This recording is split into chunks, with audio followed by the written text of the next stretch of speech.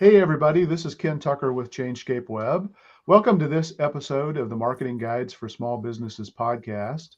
I'm joined by Paul and Ian today, and also a very, very, very special guest, Dr. JJ Peterson, who is head of StoryBrand and the host of the Marketing Made Simple podcast. Welcome, JJ. We're super excited to have you. Oh, thanks for having me on. This is going to be Yeah, fun. yeah, awesome. Well, JJ, I've been a big fan of yours and StoryBrand for a very long time. I've been a certified guide a couple of times lately for the last year and a half or so, and I'm also a Business Made Simple coach. So huge, huge advocate of everything that you guys do. It's fantastic stuff. Oh, So thanks. really excited to talk to you and just kind of get a little bit deeper dive here. So Yeah. I'm going to get started.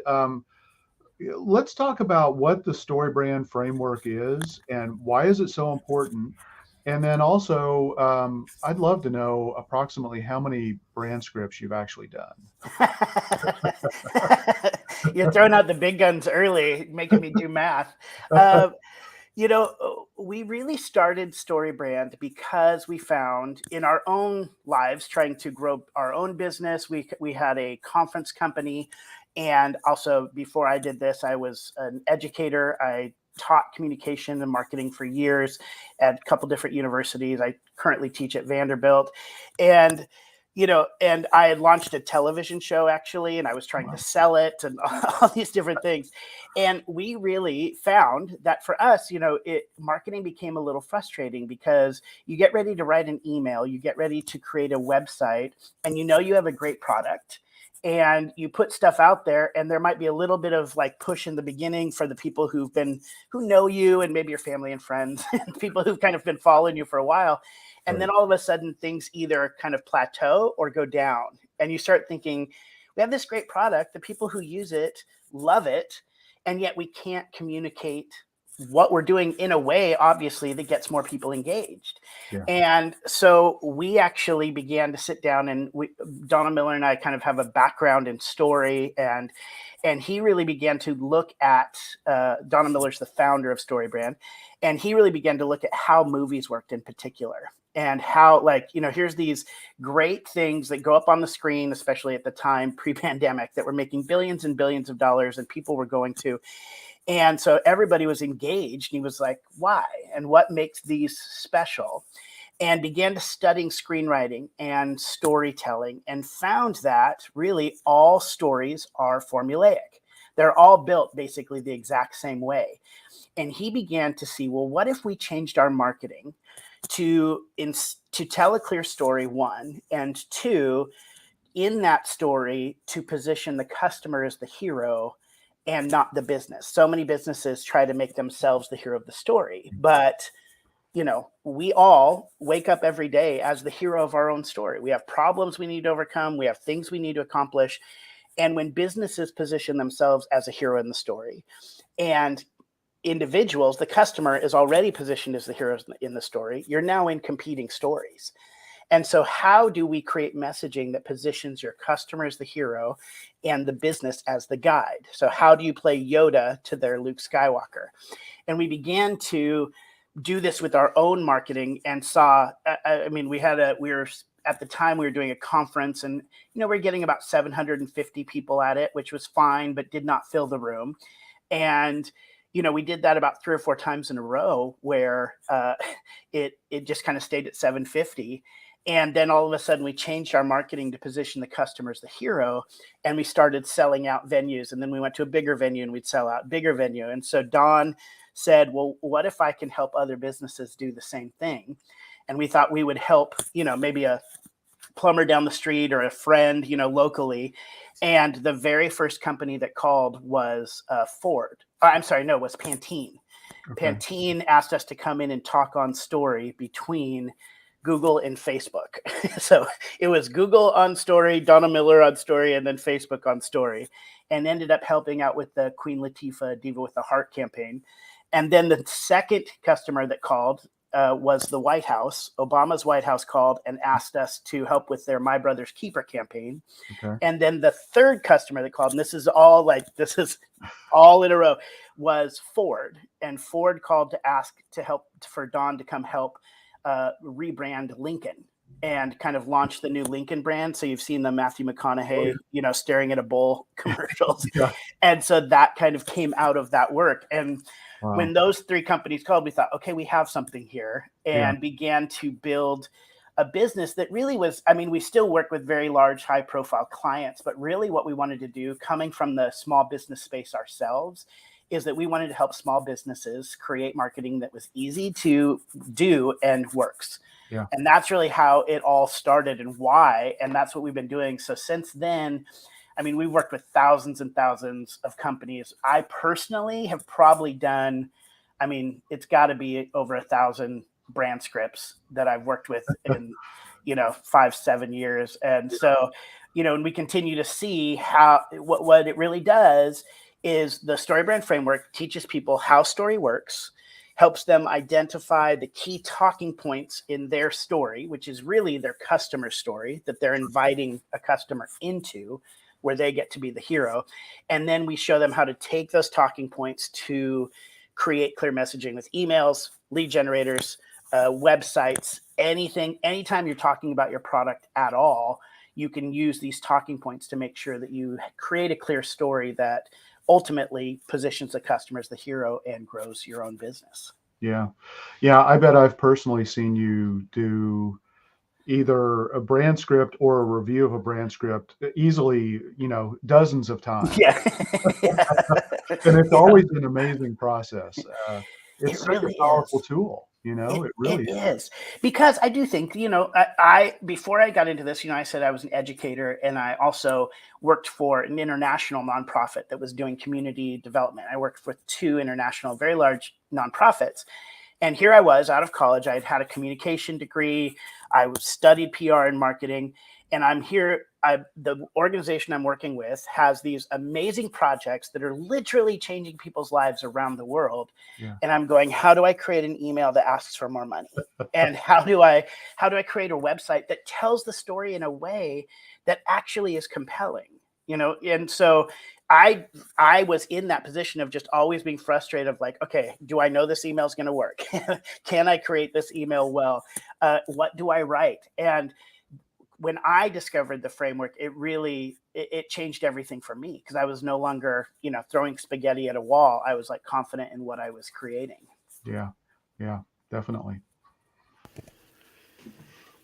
So, hey, how you doing? It's Paul here. Hey, Paul. So, you've worked with businesses of all sizes. What are some of the most common problems you see with websites? Yeah, I would say there's a few. I recently read a statistic. This would be number one, is that 70% of small businesses do not have a clear call to action on their website. That's number one. That's like going into a store and not knowing where the cash register is and walking around for a while with something you want to buy and then going, I'll come back later. Well, we all know that delayed action is inaction, right? So, that would be the very first thing I would say to any small business. If you do not have a clear call to action, and what I mean by that is a button on your website that says book a call, buy now, schedule an appointment, something very clear, then you're missing out. Yeah. The second thing I would say is, and I'll give 3 total, but there's one, they use insider language. They use insider language because they're so close to their product and service that they think they're being clear, but they're not. If you can't open your website and show it to a stranger, and within 3 seconds, that stranger be able to answer the questions, what do you do? How does it make my life better? And how do I get it? Then you're being too confusing, because the average person spends between 3 and 5 seconds on a website. So if you can't answer those questions clearly, where they don't need to ask any more questions like, so how do you do it? Or what do you do? Or what does that mean? Nope. If you can't do that in 3 seconds, then you're not being clear enough. And then the third thing, and this is really important beyond kind of the design and the clarity, is that most companies don't talk about the problem they solve for their customer enough.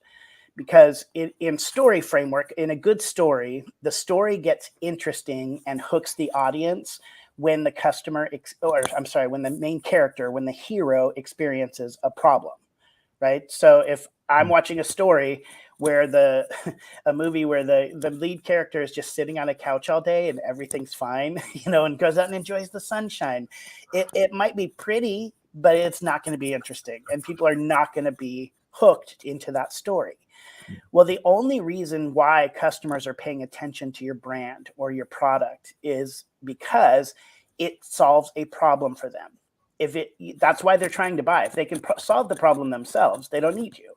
So the reason they're coming to you is because they need a problem solved.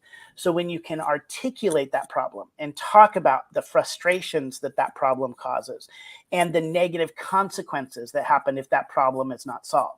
For instance, if you're selling a mattress and somebody just needs a new mattress, what is the actual problem you're solving? It's not that they need a mattress. It's that they have back pain, or they're not sleeping well, or they have a different sleep number than their partner, right? So when you articulate that problem and then amplify it, talk about how frustrating that is and how overwhelming it is and how things could get worse if that is not fixed. When you do that, what you're doing is you're hooking your customers into the story that's about them, that their problems are going to be solved. So if nothing else, if people who are listening to this get nothing else out of this podcast, if you can look at your website and see, do I have a clear call to action? Is the language I'm using on the website clear so that people can understand it very quickly? And do I talk about their problems enough to hook them? If you can do those three things, you're going to see a higher engagement already. That's awesome. So if I can ask something real quick, does that whole process, does that change depending on the sales cycle? Let's say you have a product that has a 6-month sales cycle as opposed to something with a 30-day sales cycle. Does any of that change? No, not in the overall story for the brand. Now, how you actually end up, say, marketing it with emails and with social media posts, it might change a little bit. So a shorter sales cycle, you need to amp up the problem a little bit more and a little bit quicker. So you may you get somebody's email address or contact from a lead generator, and you're selling shoes. Well, they're probably going to buy those shoes within the next week, right? They're like looking for shoes. They need shoes. It's a low price point. You probably need to hit them a little bit more frequently and amp up the problem a little bit more. If it's a longer sales cycle, you still use the same language. You may just spread out your contacts a little bit further, not bombard people so quickly, and really have some space to dig into the problem a little bit more. Like you may send more testimonials in emails or videos or on social media that really have a customer talking about the problem they experienced before they worked with you, how you solved their problem, and then what their life was like after. If you're buying shoes or doing something like flowers for Mother's Day that you have to do really quick, you got to do that fast. But a longer sales cycle, you can actually spread that out and go a little bit more in depth with the story.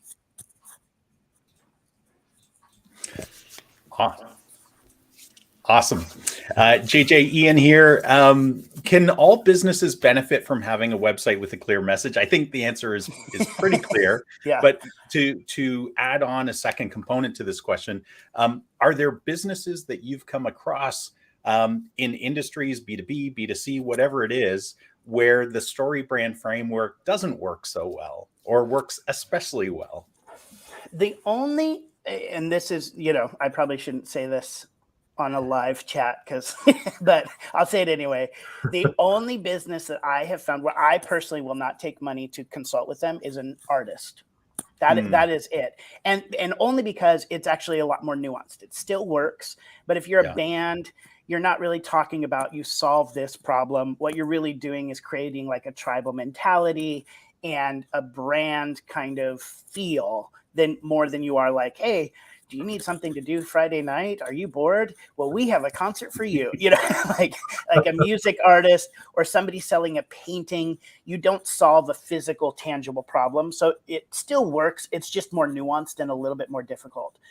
But every other industry it works so well. And I would say it especially works for those who are in the technical, like have really technical language, because they're so close to their product that they're using language that just doesn't communicate well to their audience. Like they don't know what you do. Another thing, B2B. I think sometimes people call us, and say, well, does this work for B2B? And the answer is yes. And they say, well, can you give us an example of how this works? And I say, StoryBrand. We are B2B. Right. So I go, we built an entire business and help people all around the world that are businesses. We work with businesses. Now, with the nuance there is you're not going after a specific customer, you're going or a specific person, you're going after the business as the hero. So what does the business want? What is the problem the businesses are experiencing? How do we solve the problem for the business? Mm-hmm. And what does the life look like for the business after they've worked with us? So yeah, I mean, the more complicated your business is, the more the more you've even grown a lot of times, like the more you've grown and have brought in a ton of different messaging and, you've merged. I'm actually flying literally as soon as we get off this talk right now. I have my suitcase packed right behind us and I'm headed to Indianapolis to work with a company that it's grown insane. They're an international company that has had mergers with like 5 or 6 different companies. And so they're bringing in all this different messaging, all this different perspective, and we're getting everybody on the same page to be able to communicate clearly. And so it works for, I could tell you, I probably worked with every type of business there is, even and nonprofit, and this works. Yeah. So speaking of nonprofits, I wanted to kind of unpack that a little bit more because I'm board president of the Modern American Dance Company here in St. Louis. I got to get that plug and that shout out for that. Love it.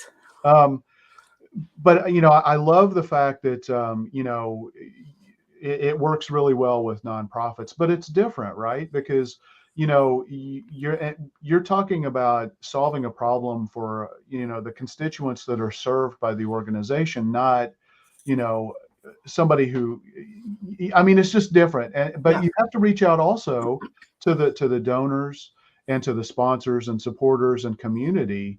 So can you talk a little bit about that and your experience? And I love the fact that I didn't realize that you had worked at a nonprofit before.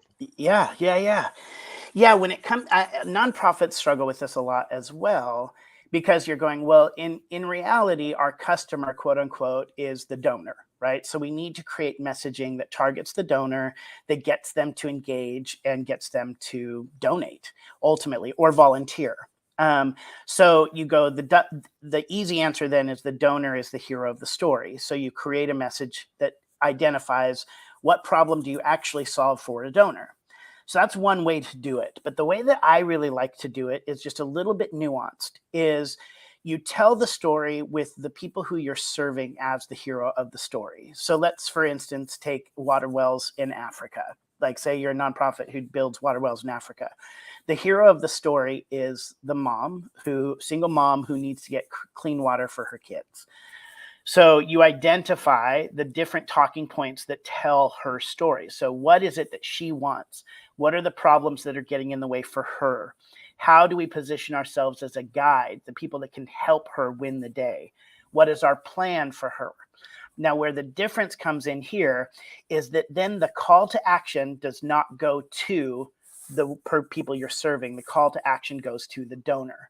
So you say, so give, and then you finish her story so that she can avoid this kind of tragedy and experience this kind of success. Those are I just kind of went through what we call a brand script, the 7 talking points of the brand script. And so you really position her as the hero of the story, and the donor is the person you give the call to action to. And the nuance of there is that really then the donor becomes almost the producer of her story. Instead of being the hero of the movie, the donor being the hero of the movie, the donor becomes the producer of her hero journey. And so that's like, those are the nuances. And when I work with a nonprofit, I actually create both brand scripts. I create one where the donor is the hero, and I create one where the recipient is the hero. And then we work those in together in all marketing. And you'll see this with a ton of different nonprofits, of where they might say, for this instance, the way to position the donor of the hero of this story is your marketing, or like say a campaign might be about Mother's Day is coming up and you want to make Mother's Day matter, right? So, but you're tired of buying perfume and flowers that are going to die tomorrow. You actually want to make a difference. So that's identifying what is the hero of the story the donor want, and what's the problem they're experiencing. And then you create the whole campaign around that, solving that problem. We've created this giving program where you can sponsor a well in Africa for this mom so that your mom has an amazing Mother's Day. That's one way. Or let's now do a different version of that where the customer is the hero. Where the recipient is the hero. You might say something like, on this Mother's Day, there are women all over the world who are trying to provide for their children. And the biggest thing that's getting in the way is clean water. We get this. We understand this. Here's how we're going to help these mothers have a great Mother's Day. You can give so that they'll do that, right? So it's a little bit of a nuance. It's a little bit of a change. But what you do when you create those two different brand scripts, two different stories, is you make sure that whatever story you're telling is clear and cohesive.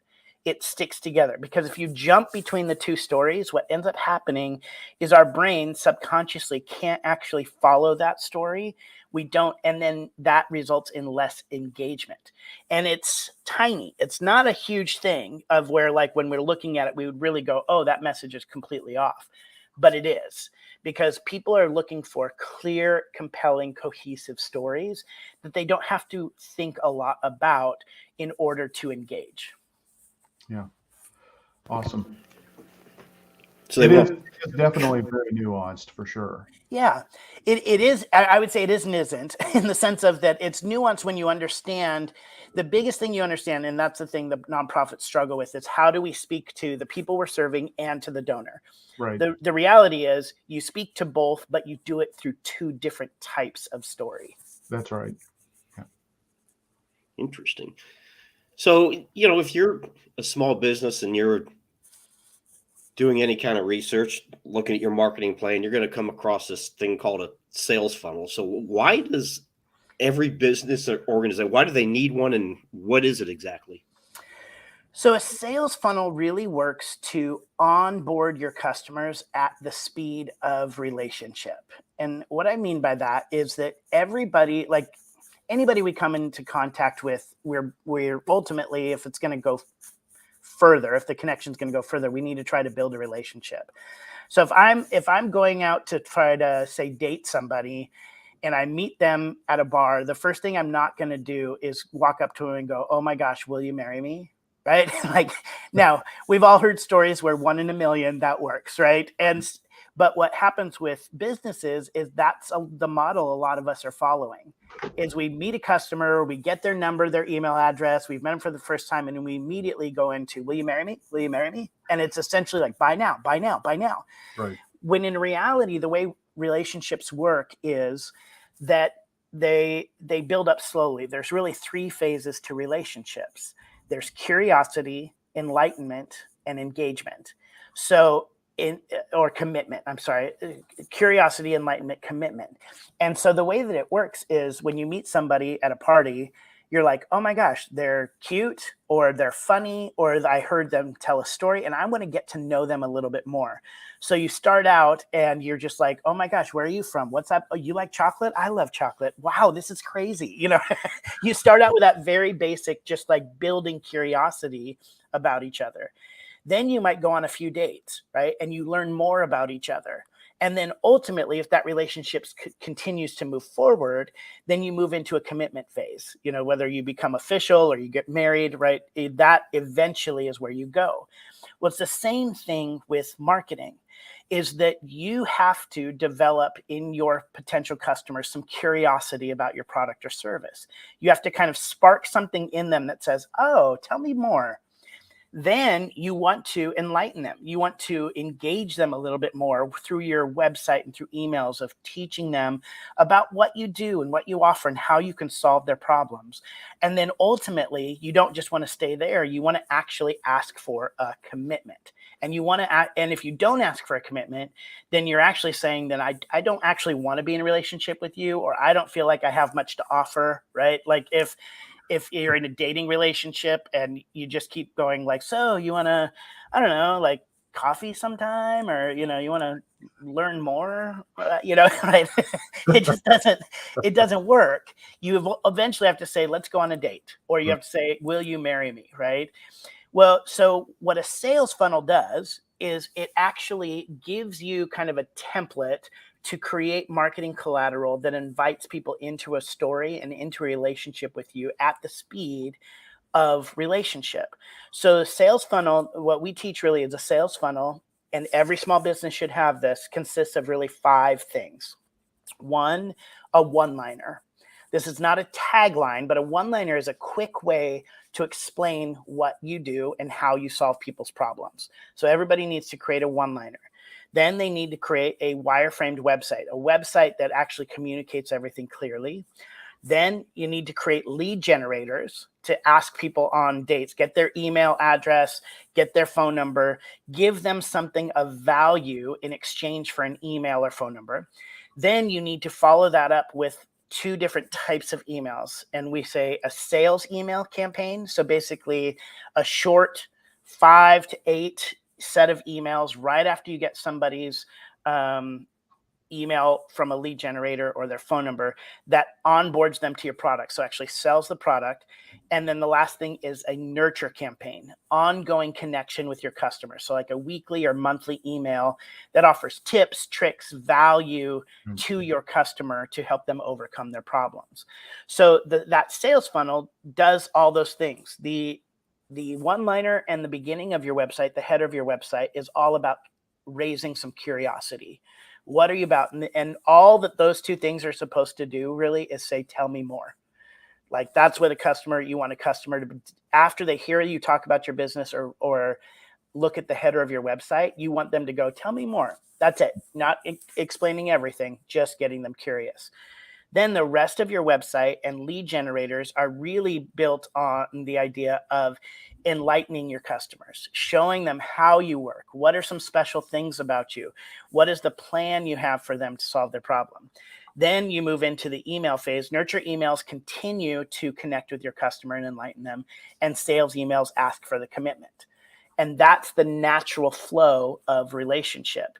And so every small business, if you don't have this, you really need to first start out by creating a clear message. What is your story? What are the talking points that you are going to do that invites customers into a story that they get to be the hero and you are their guide? Then how do you create marketing collateral out of that? And the marketing collateral we talk about is those 5 things: one-liner, website, lead generator, sales emails, nurture emails. Awesome. Ian, I think you have a question. Yes, I do. I apologize. I was waiting for Paul, but he asked that last question. Sorry. Many businesses, I actually really like this question. I think it's important. It's actually a question I have, JJ, when I've gone through the StoryBrand framework for myself or my clients. Many businesses have more than one core product or service. So how do you build a website with a clear message, of course, on the homepage and follow the framework there?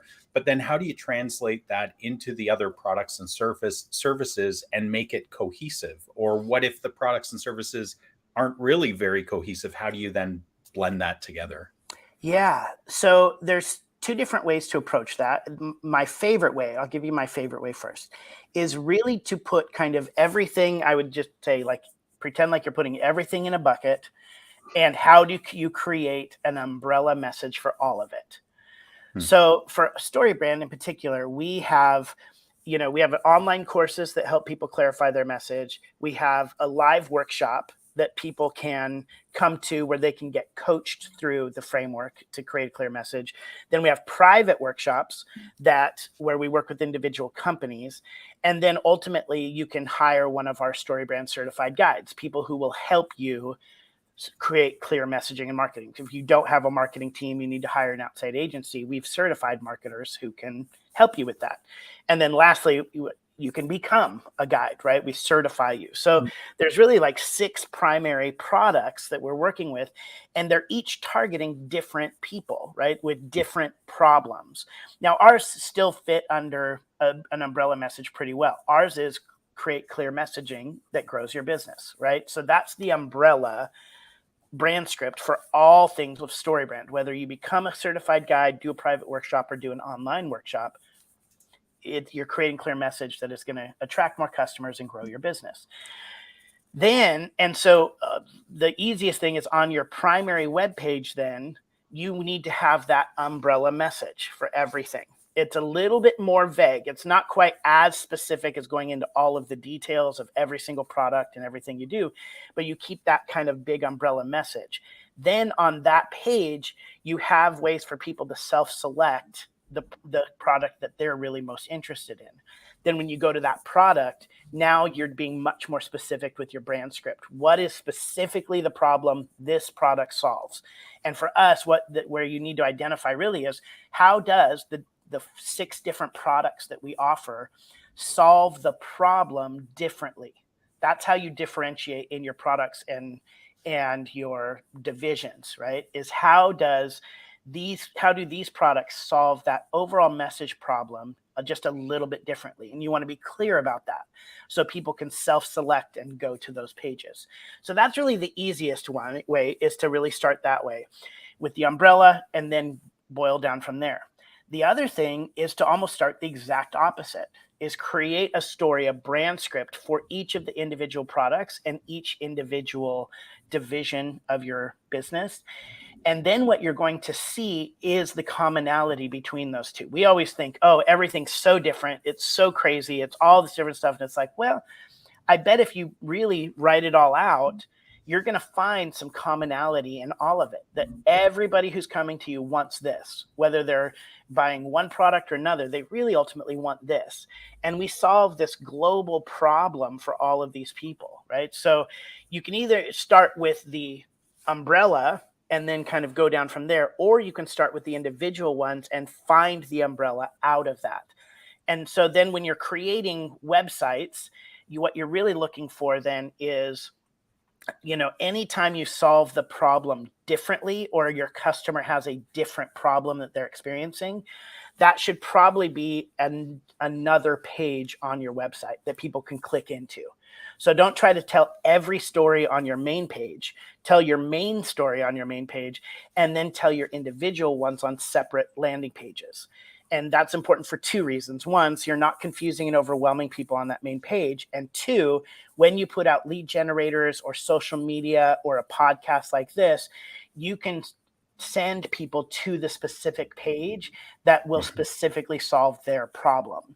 So that's the fastest way. And then, to answer kind of your last question of what if what you're doing is completely out there and has nothing to do with the other things, then what I would say is, the first question I ask, because this happens a lot when I'm working with a company, is I basically say, how much money is that thing making you?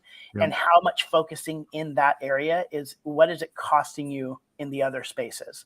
Because if you're getting 3% of your income from that side thing, then unless you really want to grow it and you see a huge potential in the market, it might be time to say, yeah, that's not something we do anymore. Let's actually put wind in the big sails, and let's focus on the things that we really know can grow and can focus and make the money on, and leave that money on the table. Leave that 3% income that you were making over here on the table.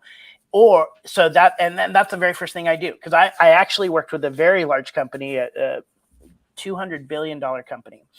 And I was talking with them about their products, and they really were trying to brand themselves as 2 different businesses. They were one thing, and and then I don't, because I am trying not to be too specific here because of an NDA, but Right. they were trying to build their business off of these two different spaces. And it was really been frustrating for like a year.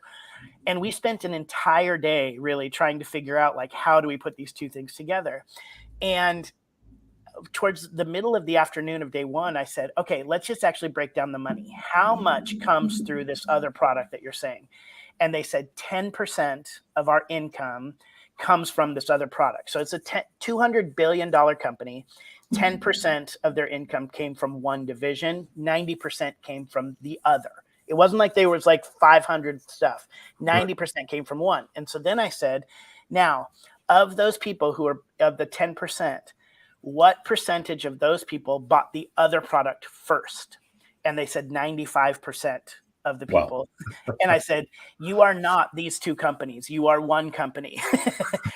Keep your overall messaging about this one product. Then when people are in, you can sell them on the other product. But don't try to become the two messages. Yeah. So that's the first thing, is I just say, where's your money come from? Let's put wind in the big sail and let's make this ship go faster.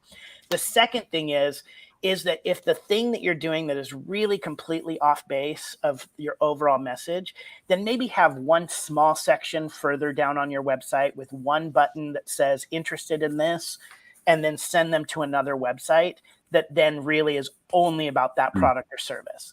And that's just that, because you don't want to confuse people about what you do. So there may be one tiny thing that you do, and if it's not much money, then maybe it's time to get rid of it. But if not, if it's even a 50-50 thing, then just put a small section lower on the website, button, send them to another, and then let people hear that story there and keep the stories separate. Awesome. That's super helpful. Thank you. Yeah. Yeah, absolutely. So we've built a website with a clear message. We have a sales funnel in place. What do you recommend for businesses or organizations to actually get people to the website? How does StoryBrand help with that? We call them lead generators. The primary thing you need to do is lead generators. And there's a lot of different, and lead generators, really what they are is something of value that you're offering your customer that solves a problem. So if you're a real estate agent, you want to give away something like 5 tips for first-time home buyers, or 5 mistakes people make when they don't go with an agent, right? So you're trying to help them avoid pain or gain some kind of value. And what that does is it positions you as an expert in the marketplace, and also create some reciprocity, right? If you give people something for free, give them a value, then they begin to trust you. You're building that relationship. So you want to create those types of things to get people in. And then you put that on your website so that they can download it when they come to your website, because they may not be willing to purchase right now. They want to get enlightened a little bit more. They want to go on another date, so they can download it there. But then you can also use that on social media. You can use that in paid ads. You can use that when you go on other people's podcasts or give a keynote address. You can say, hey, we have something of value for free for you. Go to this website, go to this space, and you can get it. Now you have their email address, and you can follow up with the rest of the sales funnel. So there's, obviously there's things like SEO that you want to take into consideration if your business really gets a lot of foot traffic from Google or something like that. If you're a local business like a hair salon or something like that, you want to worry about SEO. But even then, really the most effective thing you can do is create these valuable lead generators or valuable tips and tricks that you're putting on Instagram, on LinkedIn, offering a video course, something that gets people's attention and solves their problem. That will get you more email addresses. And then you can turn that into paid ads or free ads, and I mean free ads by being on other people's podcasts, social media, or you can do paid ads on social media, Google, all of that. Yeah. Yeah. And I think Ian and I have talked about this probably in past episodes along with Paul. StoryBrand,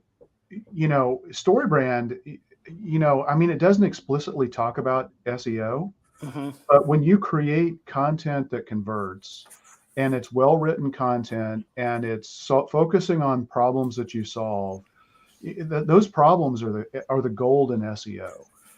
That's what people are searching for. They're searching for how am I going to solve this problem?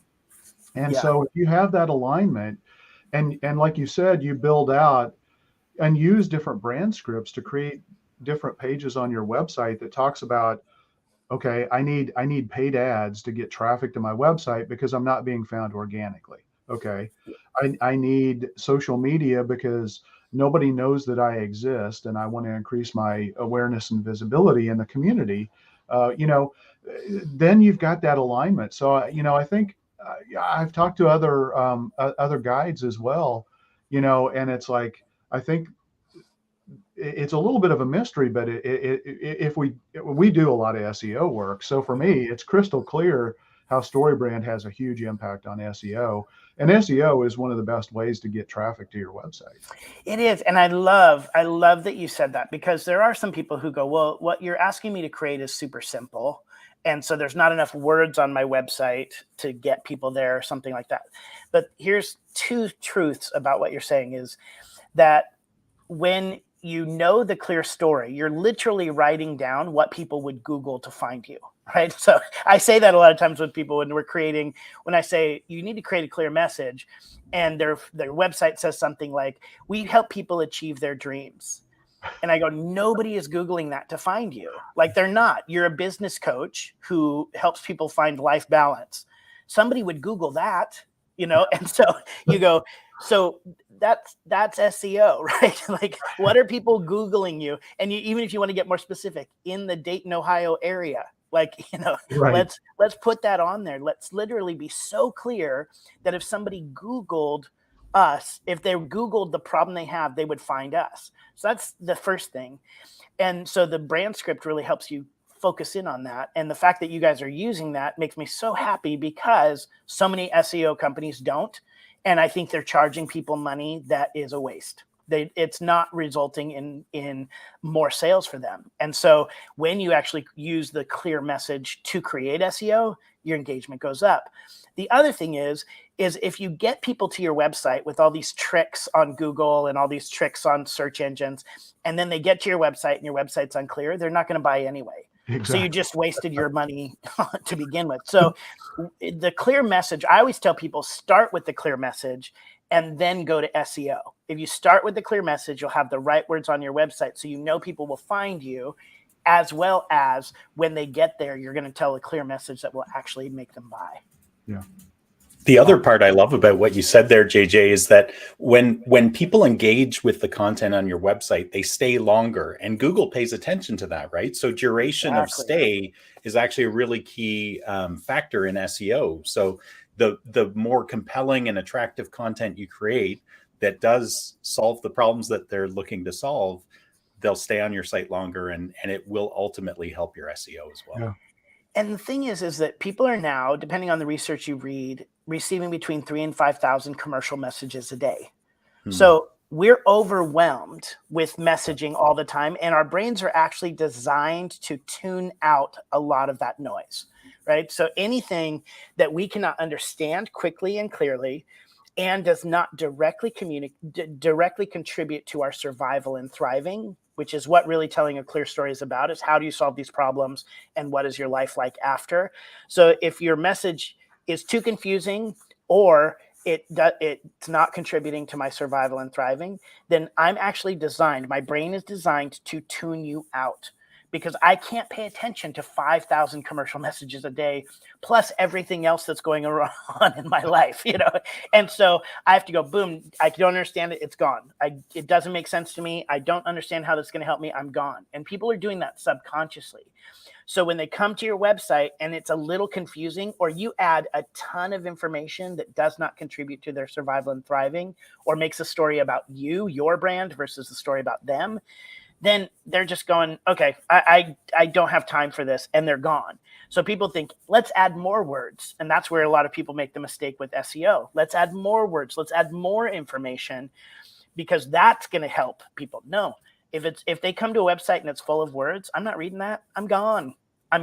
So they're spending less time on your website, and it actually ends up hurting you in the long run.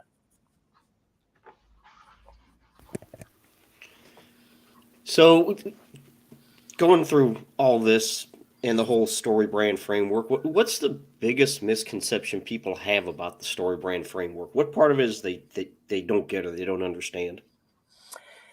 Well, I think the question we get a lot, you've kind of hit on this a little bit, is that they go, but I'm a B2B business. And so, or they go, well, but you know, what you don't understand is I'm like we're very technical. Everybody thinks they're unique. And, you know, I'm here to say, yes, you are unique, you are valuable, you are loved. But, but when it comes to messaging, nobody is unique. Everybody is dealing with the same problems. And so people go, well, we've been around for 30 years, da, da, da. And I go, yeah, you're right. But I'm going to show you, well, we just started, we just launched. Okay. You know, you're business to business, or we just sell direct to customers, or we, you know, all this stuff. And I just go, yeah, it works. I'm telling you. And why it works is because we're all humans. Your customers are all humans. I all of a sudden I'm like, are they all humans? Yeah, everybody who's buying from you is human. I don't think any plants are spending money on your website. So we're all humans, and we're all driven by the same motivation, and we all understand and process information very similarly, whether it's nuanced, complex, whatever. We all process. We're looking for a clear story. And why I keep coming back to story is that story is actually how we process information. We make stories in our head. We get all this like information, and then subconsciously what we do is we actually organize that information in a way that tells a story in our own brain. There's an academic called Walter Fisher. He's really we call him the kind of the godfather of narrative theory. And he would say we're all homo narrative, meaning we're human storytellers. No matter what we do, we organize information in our brains in story. So if you can, as a company, no matter what type of company you are, tell a clear story, what you're doing is you're not just telling your story, you're inviting customers into a story, right? That they don't have to create on their own. They don't have to think about. They become the hero automatically in the story. And it really gets rid of any dissonance, gets rid of any confusion, and allows the customer to ultimately go on that journey in a way that makes sense and solves their problems. So yeah, the biggest misconception is will it work for me? Will story actually work for me? We're a very technical company. We're a B2B, we're a nonprofit. Will it work for me? And the answer is yes, story will work. When you tell a clear and compelling message, it works. One of the things that drives me nuts is when I hear people talk about StoryBrand, the next words out of their mouth are, how can we tell our brand story? Yeah. It just drives me nuts. It's like, you clearly don't get this, right? Yeah. You are not the hero. Yeah, that's the biggest thing. And I think, and here's the truth, is in reality, most of us don't want to be the hero. That's, I think, where a lot of, especially small businesses, feel dissonance with marketing, right? They're like, I don't want to be a hard seller. I don't want to be this. I just want people to buy my product because it's a good product and it's going to help them. Right. And so they feel like, well, I need to talk it up and I need to brag and I need to, tell everything we do and put all the facts about everything. And they don't want to do that. Like small businesses, we're like, I got in this because I'm passionate about this. I want to help people. And it feels like marketing can sometimes be manipulative and it can be pushy. And so that's what we want, but we feel like we have to be the hero. The reality is, in stories, in movies, heroes are the weak character in the story, right? We think of them as heroes because we think of them at the end of the movie. But really, throughout the whole movie, they're up and down. They're insecure. They're overwhelmed. They can't do it. They have a lot of failure. They struggle. They get arrogant. All these things. And then by the end, they're really transformed into the hero. The whole journey is about them becoming the hero. So if we as a brand position ourselves as the hero of the story, we're actually positioning ourselves as weak and insecure. The guide is the strongest character in the story. Gandalf with Frodo and Yoda with Luke Skywalker. They're the strong. They're stable. They don't change. They're confident, and they help the hero win. So for when people go, well, I need to tell my story, I usually just say, yes. Okay, great. I can help you do that. And then I help them with a little bit of a paradigm shift and say, here's the truth. You don't want to tell your story. You want to invite a customer into a story where they're the hero and you're the guide. Yeah. Fantastic. And JJ, my question for you was going to be, what is the most challenging industry you've done a brand script for? But I think you've answered that, right, with your previous examples.